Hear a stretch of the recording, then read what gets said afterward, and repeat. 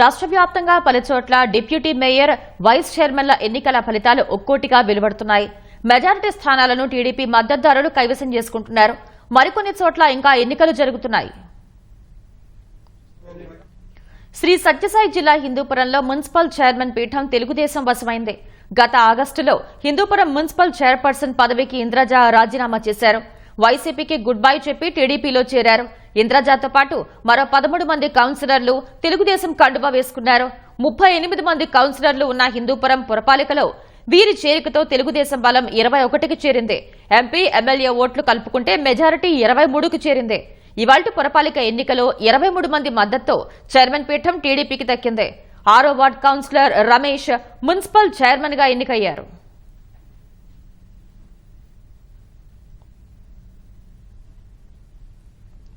Nellore deputy mayor పదవికి జరిగిన ఎన్నికల్లో తెలుగుదేశం అభ్యర్థి తహసీన్ గెలుపొందారు.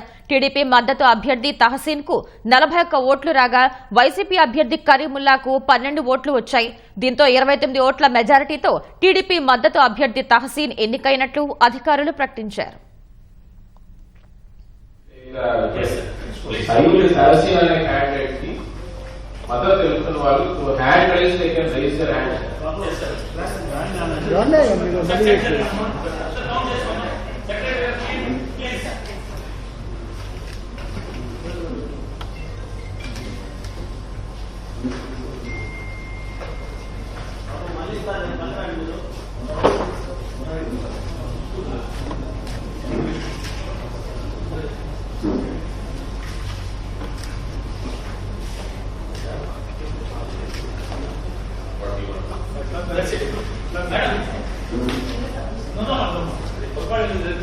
Actually, election is secretary should come.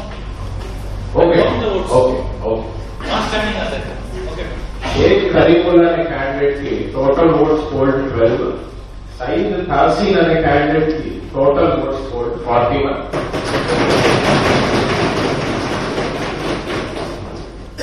Highest number of votes secure చేసుకున్న Saeed Thasin అనే candidate is declared to be elected as deputy mayor. I thank all the elected members and ex-officio members who have attended this special meeting.